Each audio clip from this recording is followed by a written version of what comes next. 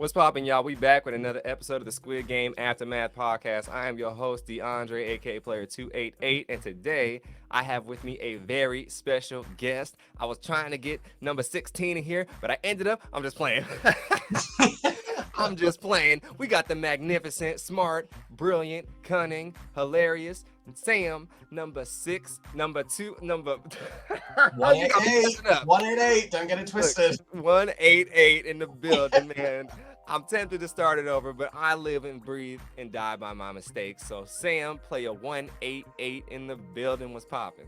I'm delighted to be here. I live and breathe by my mistakes as well, and that's why I left the show so early. See, this man, look, humility at its finest, man. Everybody need to learn. For 2024, take responsibility for your actions and don't blame other people. Yeah, 100%, 100%. And when did you go out, by the way? In your background right now. Sorry, I'll let you do this. I'll let you start. I'm gonna have PTSD this whole entire episode because you got this background popping right now. This is where you went out? Were you umbrella? I can just cover it with my head if so. Oh, there you go. There you go. See, let's be there. Except you ain't got no hole in the wall behind you, so it's a little inaccurate. So. Well, Sam, it's a pleasure to have you. Tell me, why did you decide to apply for Squid Game, the challenge? Oh my god, I don't even know, dude. So I saw the ad. It was like last June, right? It's like a year and a half ago for us. I saw an ad on Instagram that was like, do you want to do Squid Game for real? Maybe you can help me answer this, but like at the time, did it say that it was for a $4.56 million prize? Because like it's been so long now that I can't remember if the money was dangled from the jump. Yeah, I don't think so. I think they said, do you think you can beat Squid Game? Apply. Yeah. I don't think it had the money. I think that's what it was. I think it literally was just like, do you think you could beat Squid Game? And I was like, well, duh, like the games are so easy. So I was like, absolutely. And I think maybe, have you seen these things that have been cropping up in like LA and London and Manchester, like the Squid Game experiences, where it's like you show up to some shopping center and you like throw up one marble in a pot and you win? I thought at that point that it might be something on the scale of that. Like you get invited to some like sort of PR press day in a shopping mall and you do like a couple of the games to see whether or not you could have done Squid Game for real. I didn't even know at the time that it was going to be like an actual TV show. So yeah, I think really my only reason for applying to begin with was because I thought I could beat all the games because they looked easy. And then as the process revealed itself and as the TV show came into focus, then I wanted to be rich and famous. Neither of which happened, but maybe this podcast is my jumping off point. Hey, we making that work, man. You got the personality and charisma for it, so I think this is the right stepping stone to get you on your path. This is day one of my life. Exactly. Okay, that makes sense. He applied for it. He's like, no breezy. I can do this, walk in the park. Yeah. And so you apply for the show, you get put on, you find out, and you soon have to make your way all the way to London. From South London to Central London, it was like an hour. Exactly. Such a far trip for you. I mean, you must have been exhausted by the trip. Oh, I was, yeah. The jet lag was unbelievable. I can only imagine. Like, I feel for you, man. I feel for you. But yeah, so you got to go that far distance, and you finally get in the hotel and whatnot, and take care. Staying there a couple days there, and I'll rewind real quick. Before you leave home, so that last night before you leave your house and take an hour up the road, what's going through your head when you're packing your bags? I was absolutely shitting myself, to be honest. I think the prospect of like being on TV suddenly became very real. And also I lived at the time with 5 of my best friends in a big shared house in London, in Streatham. And I had promised all 5 of them that I was going to give them $100,000 if I won the show. So, whether they admit it or not, there was like quite a lot of pressure on my shoulders on the night before I left. And I was sort of being coached by everybody. Like, here's what you should do in red light, green light. Here's what you should do in marbles. This is how you've got to play tug of war, which, as we all know, never transpired. But I really went in there with the goal of winning the money. Like 100%, I was like eyes on the prize, tunnel vision about winning. I didn't really care that much about like how I was going to come off on TV, if you know what I mean. I think for the people who were there to build a platform, they might have been worried about like how they were going to come across or like how they were going to make friends. I was only thinking the night before I left about winning the money. So I was sort of like, game face on, sort of treating it like an athlete, just trying to like put all the extraneous shit out of my head. Okay. Yeah, I was shitting myself. And when I got to the hotel and saw the scale of it all as well and saw everybody in the COVID masks, and saw all these big Americans. I was like, oh shit. I just felt like I was out my depth like straight away. Yeah, no, it was crazy because you couldn't see really see nobody's face, so you just walking Right. around like an NPC and just you're Yeah, literally. I was just listening for like wisps of like British accents, and if I heard anyone from the UK, I was like, like, where have you come from?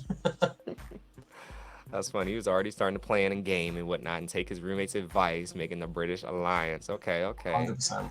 Well, we soon uh, exit and get ready to head to the first game, and so we get on the bus and get up out of there. Tell me what's going on and through your head when you're on the bus. Yeah, good question. So I was sat next to this because obviously we weren't allowed to talk on the buses, but of course I did. I was like every point where we weren't meant to be talking to the people around us, I always was because I was scheming and plotting and trying to make alliances.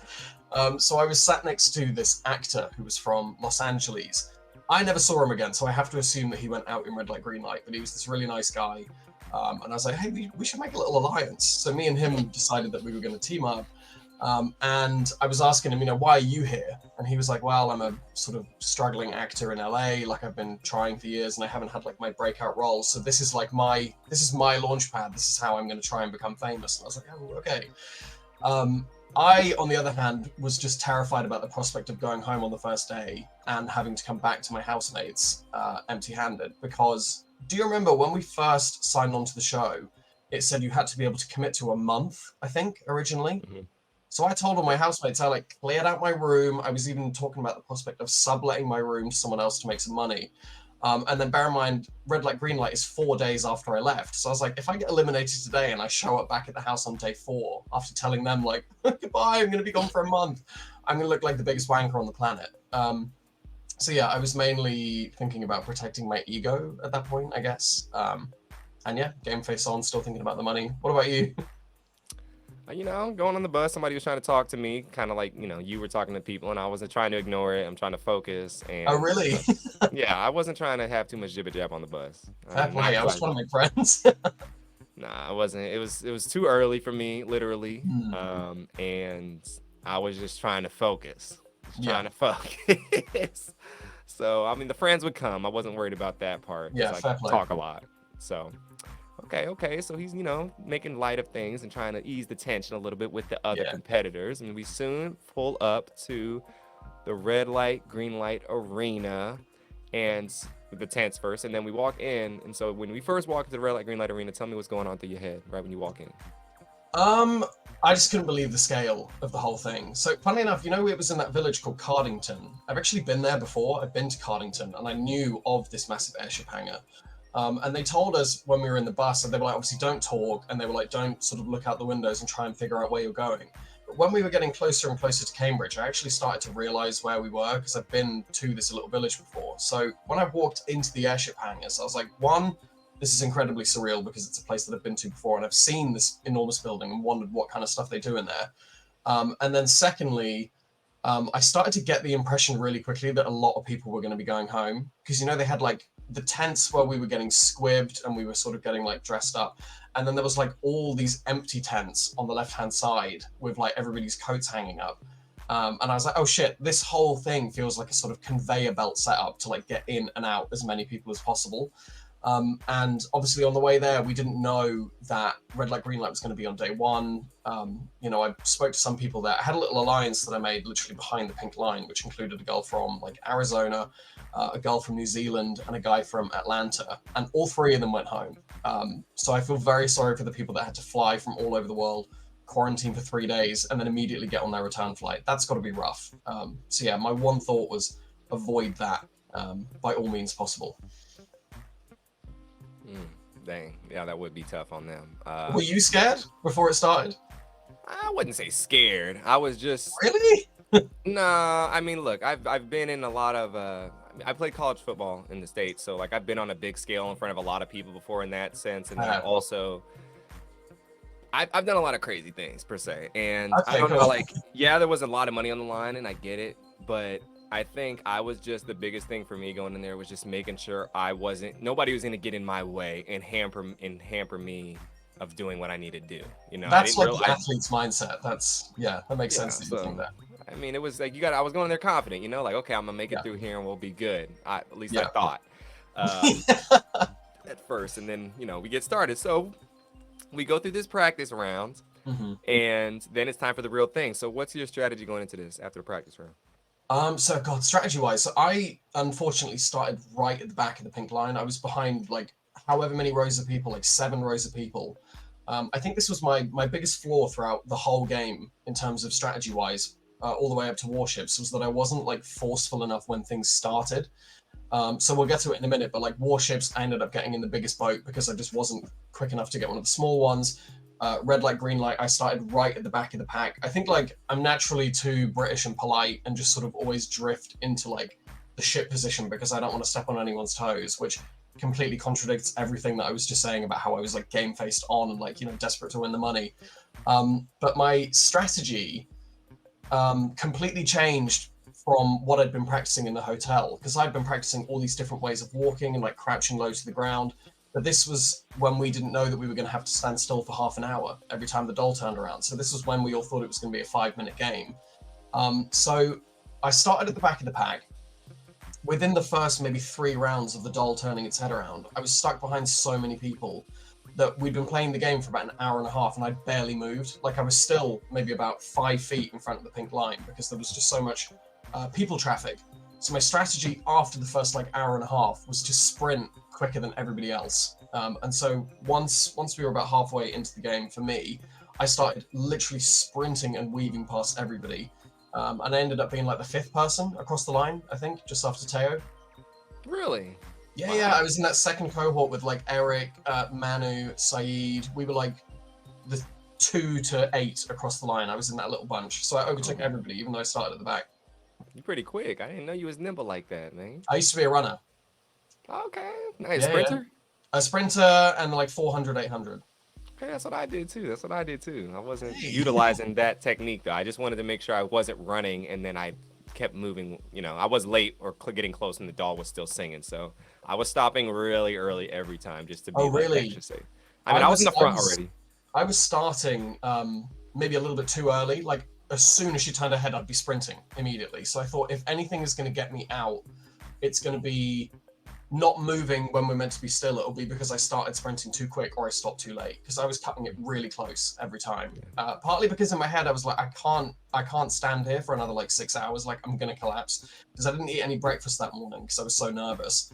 Didn't even drink any water on the bus. So like I was already feeling jittery as fuck. So I was like, I need to get over in the next probably 2 spins or I'm going to faint and be one of these medical people that are in the news now. Okay. He said I gotta get there. That all makes sense now because your picture has you in this little sprinter stance. I'm a sprinter. That was a little Easter egg for everyone to find out. Okay, well, everything's we full circle now. Okay, everything makes sense. He was ready to go. Boom goes the gun, and I'm off. So you making your way down all the way, and you end up finishing the game in the second group. So congratulations, player 188 is moving on. Everything is going according to plan, and he is about to get this bag. Okay. And so we get up out of there, and eventually we go to the dorms finally. And so when you first walk into the dorms, tell me what's going on through your head. Okay, so I have maybe a different kind of take on what it was like getting into the dorms. So you will remember that we were held in those black tents outside, right, for hours and hours before we went into the dorms. And that's when we were being like mic'd up. We were getting like the health and safety of what it was going to be like in the dorms. I'm trying to think of how to give you an interesting answer. So I remember meeting a load of people in those black tents, and everybody, I was very surprised by how normal everybody was. Obviously we met people in red light, green light, but it was under such duress that like, the bonds that were forged, they either got eliminated or you never saw them again. So the black tents kind of felt like the first time where we could actually meet people and make like friendships or alliances, whatever you want to call them. The thing that shocked me the most about going into the dorms was the change in behavior of some of the people that I'd been chatting to in these black tents when they were just being themselves. And then going into the dorms when the production were like, right, we want energy when we get in there. The way that some people kind of like turned on their TV personalities and just completely switched before my eyes, I found maybe a little bit disturbing, because I think I tried to be as similar behind the scenes as on the show, which I imagine was similar for you, right? Like I wasn't putting on like a persona or like hyping it up too much. So yeah, my first feeling going into the dorms, besides the shock and awe of actually just seeing the scale of the set was a little bit of like horror at the way that people around me were suddenly like, whoa! And it was like, you were quiet as hell, you know, behind the scenes. But you know, it's TV. It's the magic of TV. I get it. Yeah, no. Some people was acting brand new like a box of chocolates, man. It was crazy up in them Literally. streets. I was like, who are you?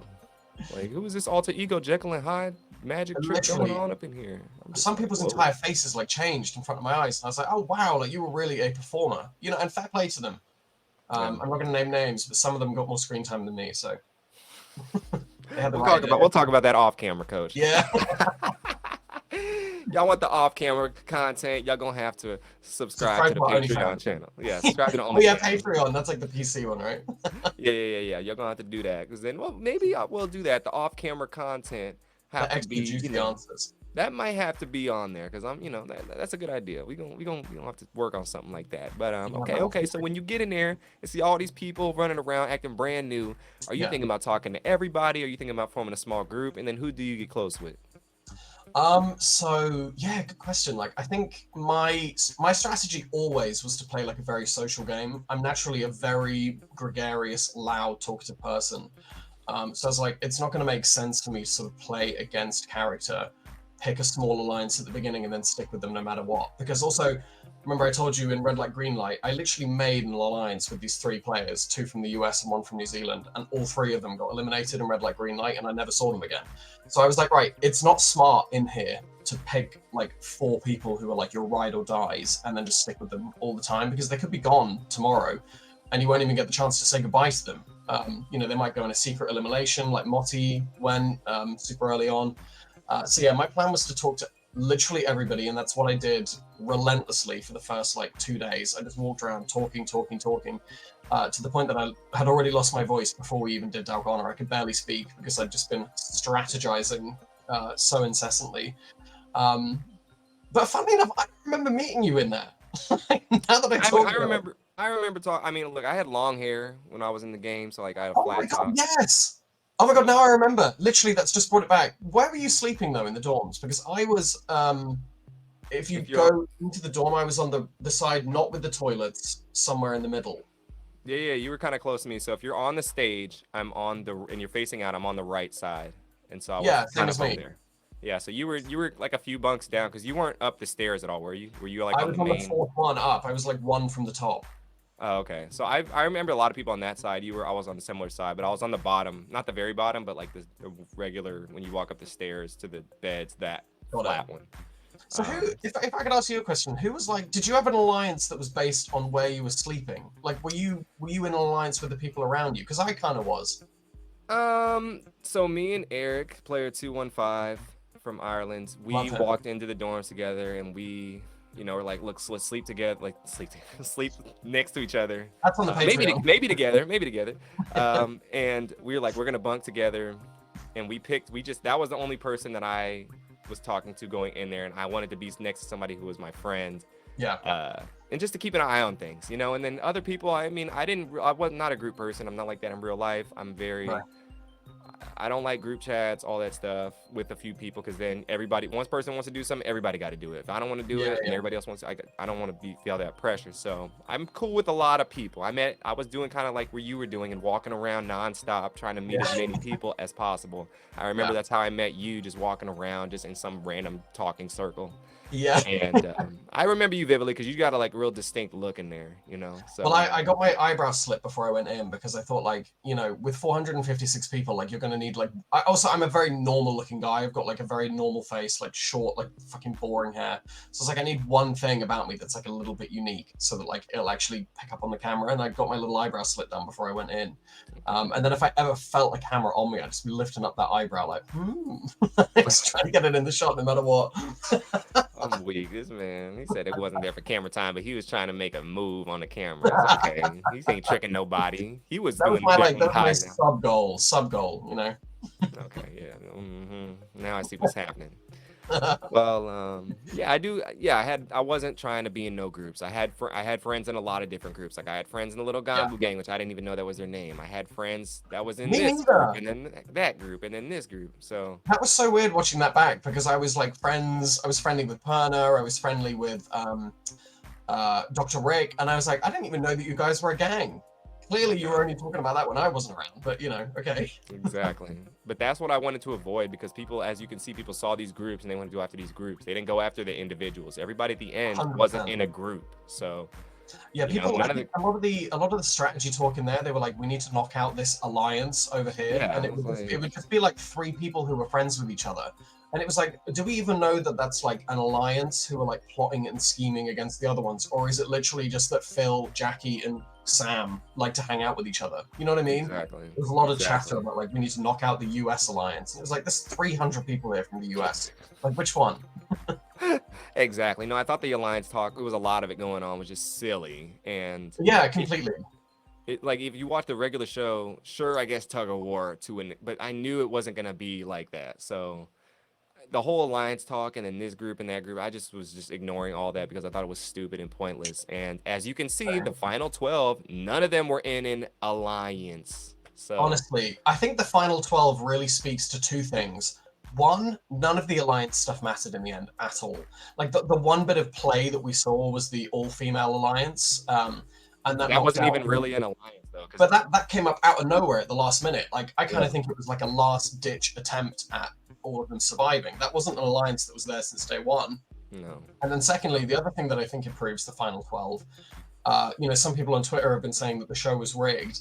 And it's like, if the show was rigged, don't you think the top 12 would have been Trey, Brighton, Leanne, Lorenzo, Hussein? You know what I mean? It would have been like the people that they were focusing on in the beginning. The fact that it was a sort of, some of the people who flew under the radar in the first half, to me, proves that it actually was a game of chance, a game of sort of friendship and luck. A lot of it yep. was down to luck. 100%, 100%, man. I'm glad you on the same page and you got some common sense up in here. Yeah. We gonna, I ain't gonna say no names, but no, if you want to be alliance, good for you. Kudos for you. Yeah. That was your game plan and strategy. Go ahead. I But kind of had an alliance, but we didn't call it. We called ourselves the UK Alliance, kind of. It was like me, Radhika, Hussein, Honor, and then we had like Saeed, Tayo, Netta. But like, I honestly don't think we ever called ourselves an alliance. We were just sort of like an unspoken group of friends who, if given the opportunity, would back each other. You know what I yeah, mean? yeah, that's exactly what I had with a lot of people. Like, Yeah, that's why I was talking to a lot because if you knew who I was and we had a positive conversation, there would be no reason for you to backstab or do anything to me with all these other people at the door. And then if exactly. we made it far deep, then I would really kind of solidify something real close, tight knit with a few people. Yeah, But it was too early to be doing all that, in my opinion. yeah, Way too agreed, early. agreed. So we stay in the dorms for a little bit, and then we soon find out that player 200 is eliminated. So what's going through your head when you find that when this happens? Okay, I was shocked. And also, I know I was saying that we didn't really have an alliance, but like if we did, he was almost like the unofficial leader of our alliance because he was like the loudest person from the UK, apart from maybe Lorenzo. He was up in that sort of corner of the dorms with me and Saeed, Manu, Netta. We were all there, and he was kind of like unofficially. I saw him as our leader, basically. So him getting eliminated was shocking. And also, what do you remember the name of the girl that eliminated him? Is it Danny? Yep, So Danny and Kyle. I wonder if she remembers this. I'm not going to say this definitely happened because like she might not remember it even happening. But from my memory, this is 100% true. We were all for like the day afterwards, like trying to guess who had eliminated player 200. I sat in my bed one day because I was on like the fourth bunk, so I had a nice like vantage point over the dorms. And I was just looking around for about half an hour, and I kept locking onto that Danny girl, and I was like, for some reason, I feel like it's her.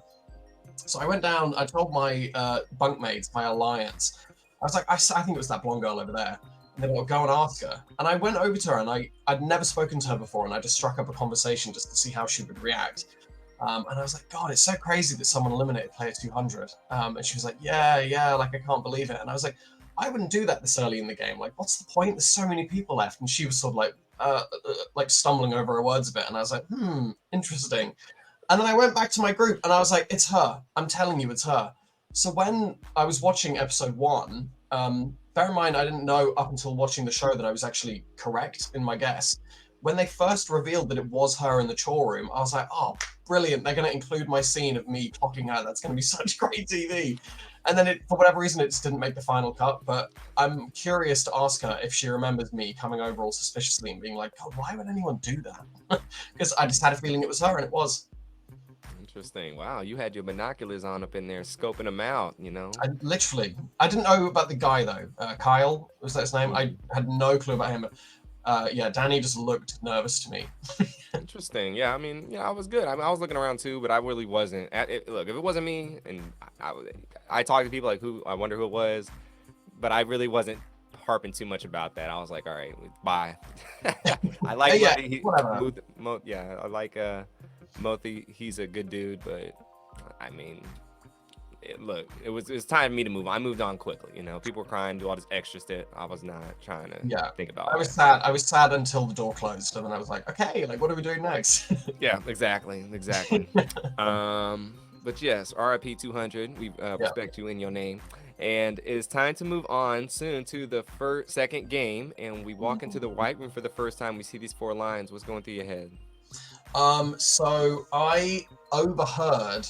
This actually made the cut of the show. I was right behind Leanne and Trey, and all my friends went into line 4. So Manu, Netta, Tayo from Germany, they all went into line 4. And I was like, 4 is giving me a bad vibe, because like I remembered, I've literally got it on my background that 4 is Umbrella. So I was like, if it does come down to a sort of like fairness game, people are naturally going to turn on 4.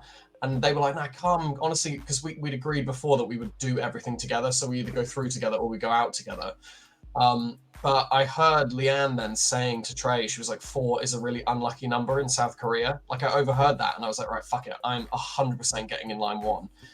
So I left all my friends, joined line 1, sort of became friends with Melissa there, player 326, I think her number is. And yeah, just got in line 1, felt like it was the right move from a strategic standpoint, and it ended up being the right move, I think. What, were you line 2 or 3?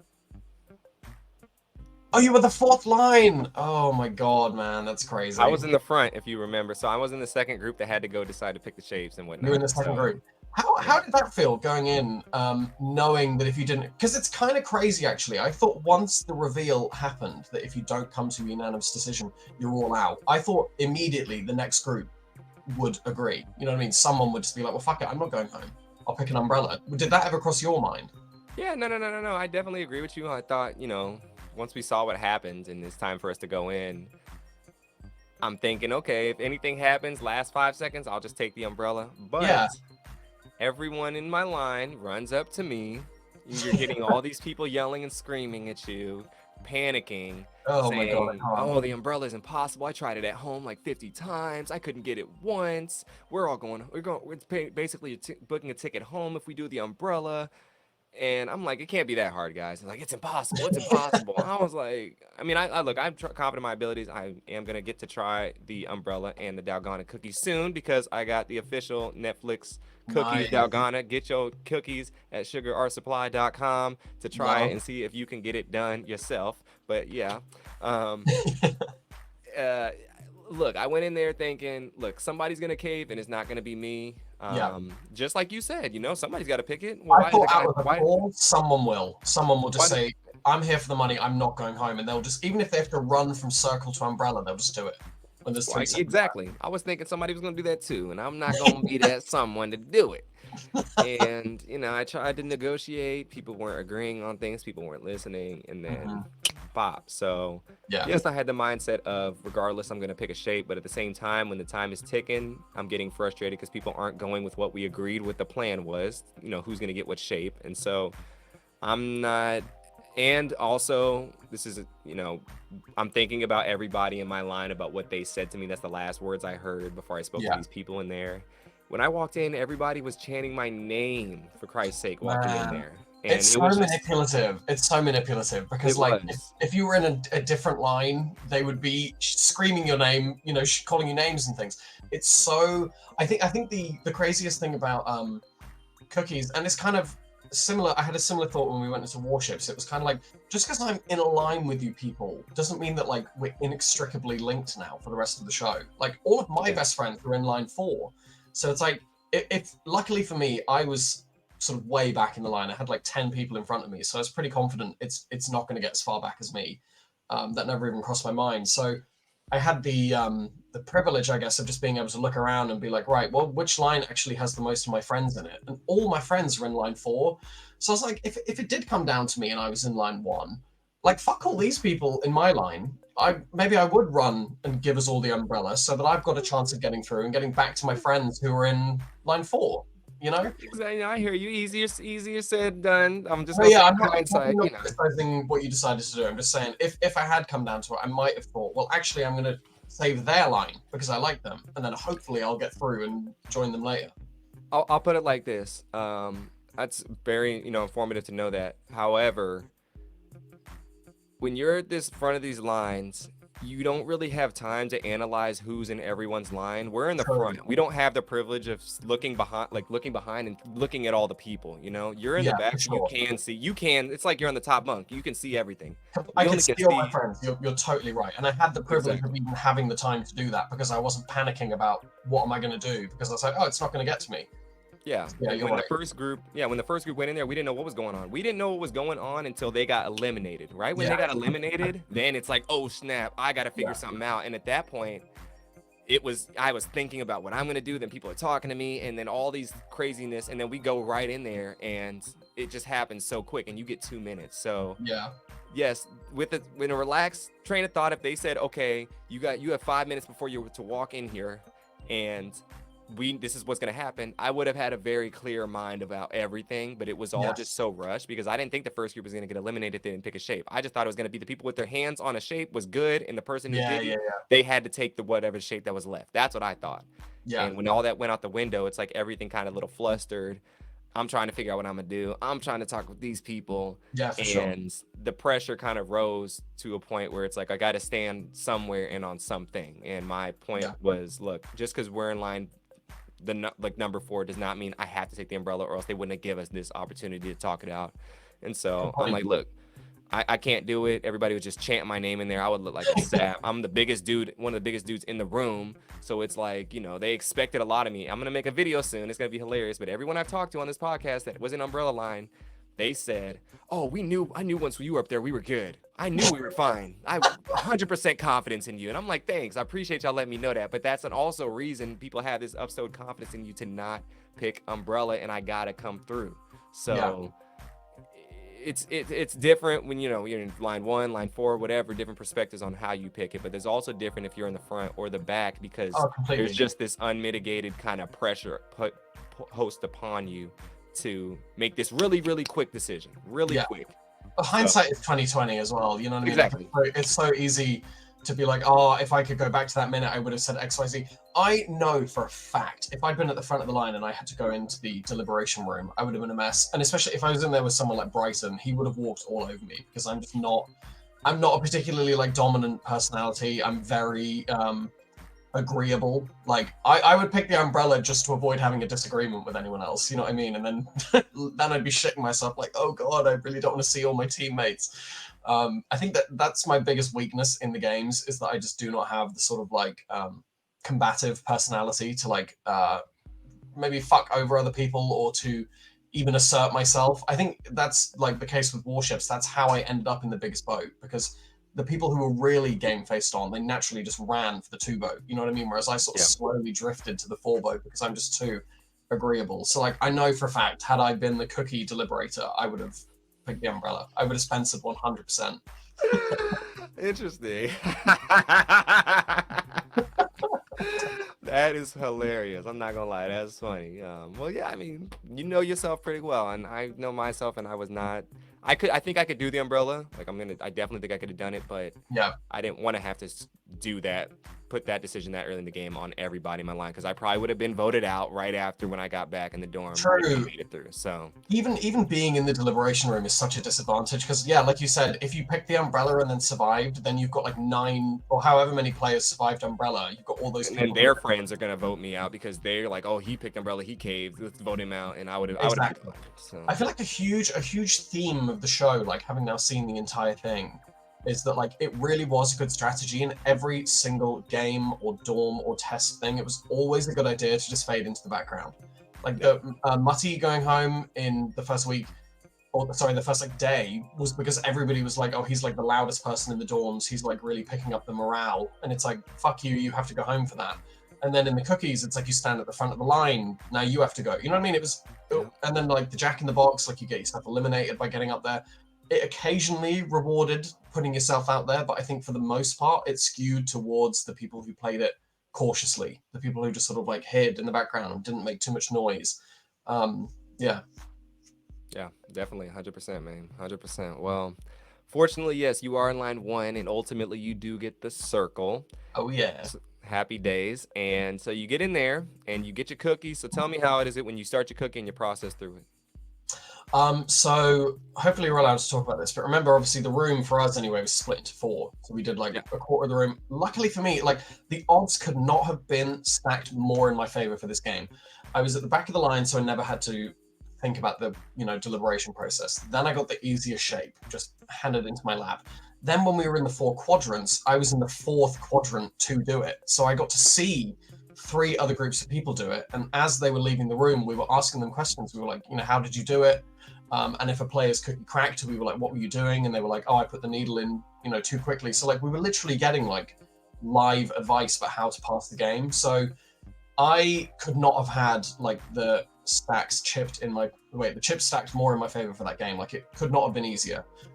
So I licked the cookie for about 6 minutes, literally like placed my needle in and the shape just popped out immediately. I didn't have to do any scratching. It was a little too easy. Like I just felt bad for everyone else because I was like, that was piss for me. Yeah, you're lucky. I mean, I am. all credit to you, no? So player 188 does it real simply. Doesn't have to pick up his little razor blade and chop nothing out. It just come on through. So hey, It was very easy. I couldn't believe it. Like I licked for about 6 minutes, put my needle in and started spinning, and it just popped out clean immediately. And I was like, brilliant. I'm not gonna like ask any questions. I'm just gonna get the fuck out of her as quickly as possible. hey, brilliant it is. And so we move on. So congratulations, he takes care of those things. And we soon get back into the dorms and we see this telephone. Are you thinking about grabbing this telephone? Yeah. I really wanted to pick up the phone, big time. I think obviously on the show as well, you didn't see that it rang 4 times throughout the day. And funny enough, my group kept picking it up. So like, my little alliance, whatever. Hussein picked it up first and got the McDonald's, which got ravaged by everybody else. Then I think the next person to pick it up was Saeed, and he got to pick. Oh no, it was Abood. Abood tried to fuck him over. Yeah. Abood picked up the phone, and he was like, "Oh yeah." Also, Abood was our friend. Abood said to Saeed, he was like, "Yeah, come here, it's a treat." And then when Saeed picked up the phone, like there was no indication whether it was a treat or a bad thing. All they had said to him was like, convince someone else to pick up the phone. And then Saeed convinced Honor, and they got a Domino's pizza behind the scenes. Then later in the day, Elliot got donuts. So I remember I was chatting to Melissa, 326, and by this point, I'm not gonna lie, this was like maybe day 6 of filming. I was kind of over the whole thing because I was so tired, I was so hungry. I started to really consider, like logically, what are my chances of winning this money? And I was like, it's not looking good for me. Like there's some people here who really, really want it, and they're still in it to win it 100%, and I'm already flagging. So I was maybe not tapping out. I would never have quit, but I was sort of mentally checking out slightly.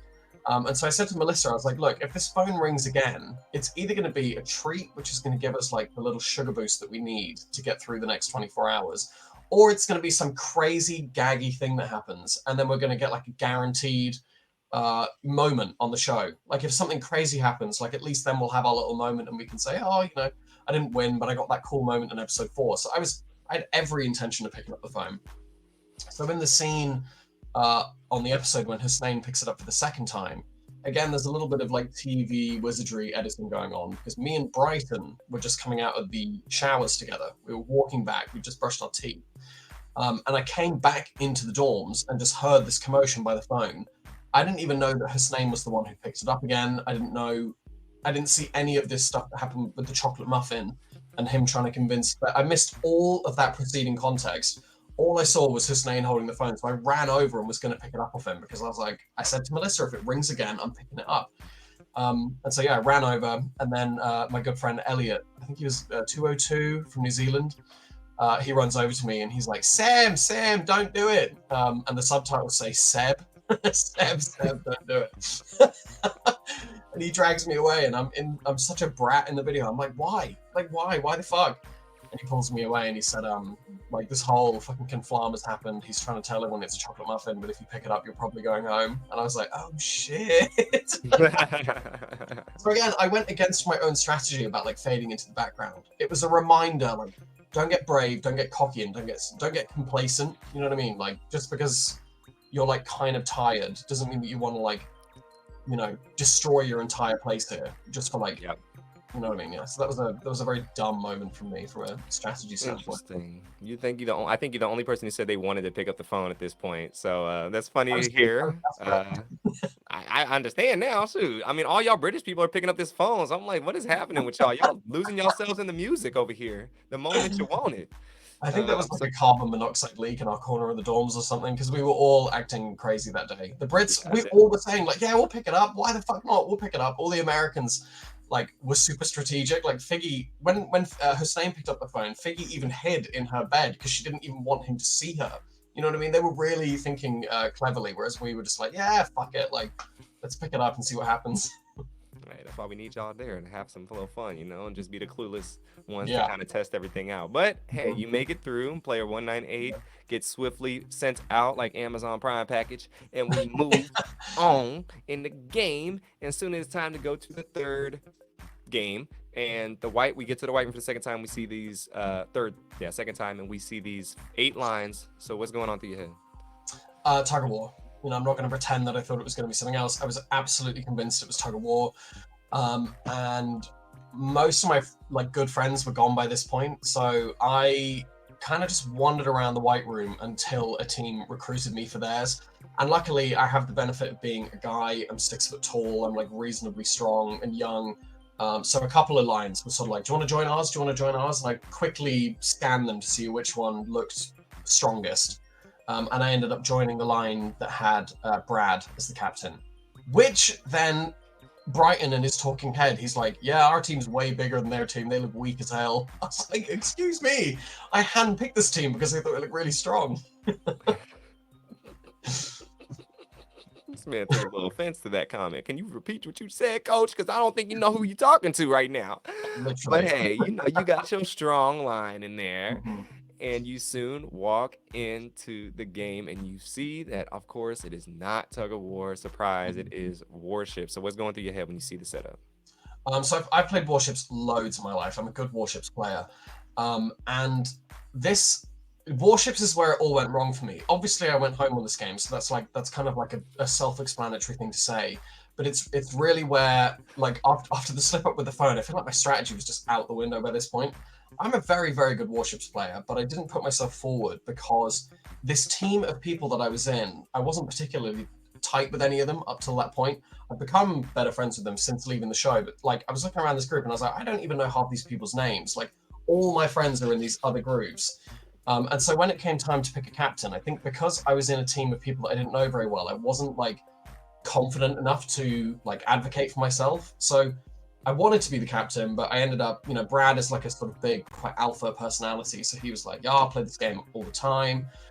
Everyone just immediately backed Brad. And then when it came to picking a lieutenant as well, he picked someone from my team that I didn't know. So I kind of like just missed the opportunity to be the captain, even though I think I would have been a good one. And then crucially, no disrespect to Brad because he won, our team won, but the placement of our boats on the grid, I was like, I felt like we're going to lose. Like, I was in the forum, we were like, you know how B says in her moment, she's like, oh, everybody always picks C4. We were in the biggest boat and we were like in C4. I was like, we're literally plonked right in the middle of the board. This doesn't feel good.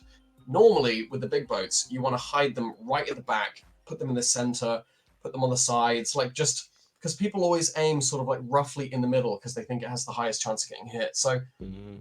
I honestly knew as soon as I got in that boat, I said it to the girls on either side. I had Anna Celine from Sweden, and I had Tiffany Taylor and Bree from LA in my boat. And I said to them, I was like, we're going home. All four of us are going home. And then I think Tiffany as well didn't quite understand the mechanics of the game Warships because then we got hit really early on. She was the first person to get hit.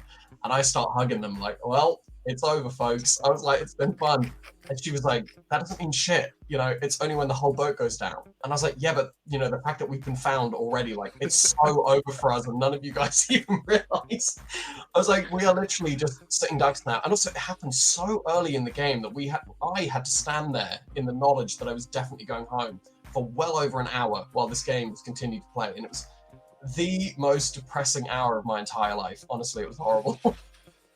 Oh, that's funny that you say that, and I remember the scene in when they said in the show, and she's like, "This doesn't mean shit," and Yeah, it they does cut mean. off my line before. I was like, we're going. And she was like, that doesn't mean shit. And I was like, They babe, did cut your line off, man. They I was did like, we're cut so fucked.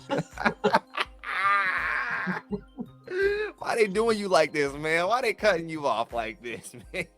They don't know what's good for them, honestly. I was like the behind the scenes star of the show.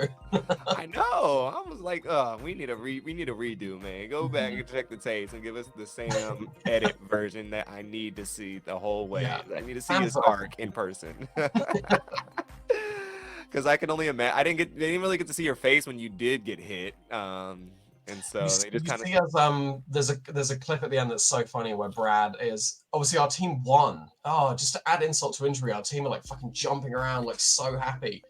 And then Brad like has a little Miv moment where he's like, oh, it's such a bittersweet moment because we're all having such a great time. And then I see my fallen teammates and it just turns to this shot of me, Bree, Tiffany, we're all sat there like.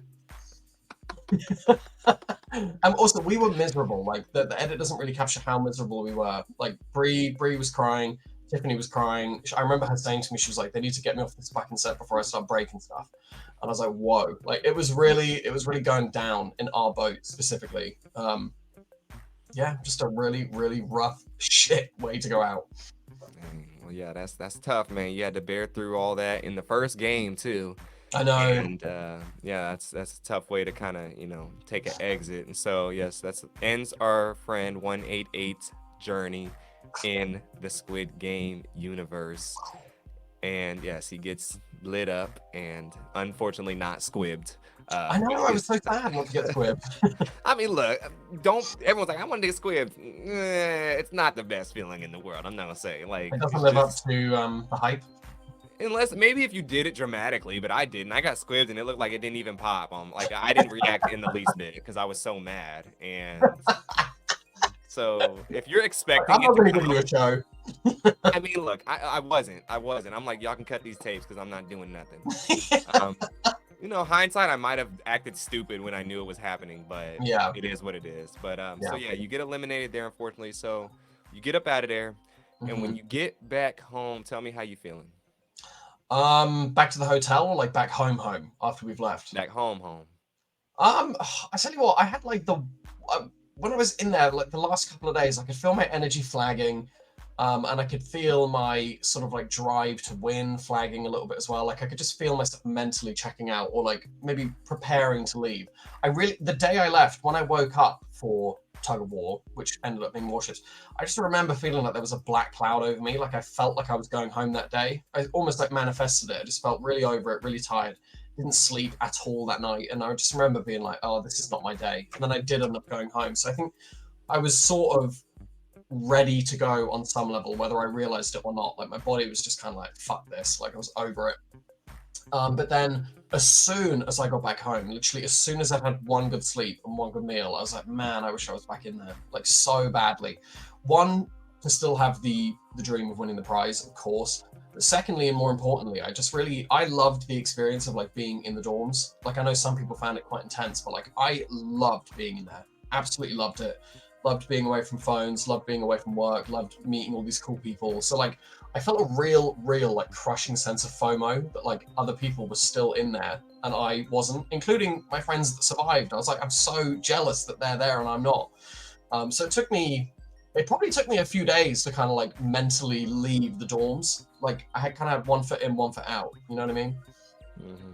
Yeah, no, definitely. It's kind of a mixed bag of emotions and whatnot. Yeah. It's like, dang, I miss being there around the environment, the people, all these things. So 100% I can relate to how you feeling in that aspect. Especially, you're different because you're so close and you feel like, oh, like they're right there and I'm not. So it's I a could little like like hear it from my bedroom. yeah, it was. God, I would be like tempted to just pull up on the set and just, I'm You back. know, Rebecca from the UK? From her bedroom window, she can see the studios that we filmed Squid Game: The Challenge in. God, She like lived unfortunate. across the road from those. How crazy is that? So like when she got eliminated, she could have literally just like gone out for a fag and Yeah, heard through the wall what was going on. exactly. That's wild to think about. Yeah. Well, man, you had a great run in there, as much as you could do. You had a lot of ups and downs. You had main character vibes going, just not the main character edit. But Yeah. definitely, That's a very nice compliment. Thank you. definitely, you got the charisma and personality. I think that'll take you miles further along than this show could, anyways. So definitely, I'll give you those props, all respect. I'm glad we got to talk a little bit in there since you remembered me now with the long hair. So Yeah. that was me. As soon as you said it, I was like, oh my god, of course. But yeah, man, I can't wait. When I get back to London, we're gonna have to kick it, get a pint or something. Definitely. A I pint of didn't know you beer. ran.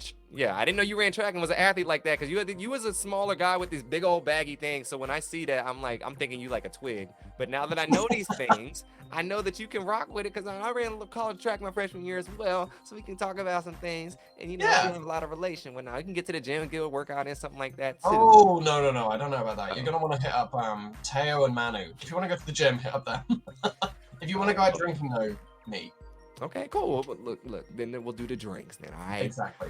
Well, cool, man. Sam, Player 1A, I really appreciate your time and you coming through here, blessing the podcast with your positivity and your great energy. I love your vibes, man, all the way. Check out his videos on Instagram, man. They the best ones out of any Squid Game person ever. And you can count that and repost that because his videos are top tier, man. I need to see a few more. And definitely, I want to see some more content from you because you got it in your bag, but you holding it back from us. So I need you to bring a little bit more out, all right? Okay, maybe this podcast was the kick up the arse I need. Because I made all this shit, like, when I left, like, when I was in deep throes of Squid Game PTSD, I made all this content. And then the show came out, and I was like, I don't want to post this. Post it. Post it. It's so good. Like, the videos you posted already is so good. Please. Okay, fine, I will. It's the The first thing I'm people going to do after this podcast. All right, cool. Cool. I'm happy, man. I'm excited because I watched your videos like a million times in a row. I'm not exaggerating. They're so funny. Like, post them here, post them on YouTube, post them on TikTok. Please post them everywhere. I will. So, like, All right, I will. I they'll promise. pop off for sure. So, Nice. till next time, appreciate you joining me, Sam. Peace and blessings, and have a great rest of your day. Bye, everyone.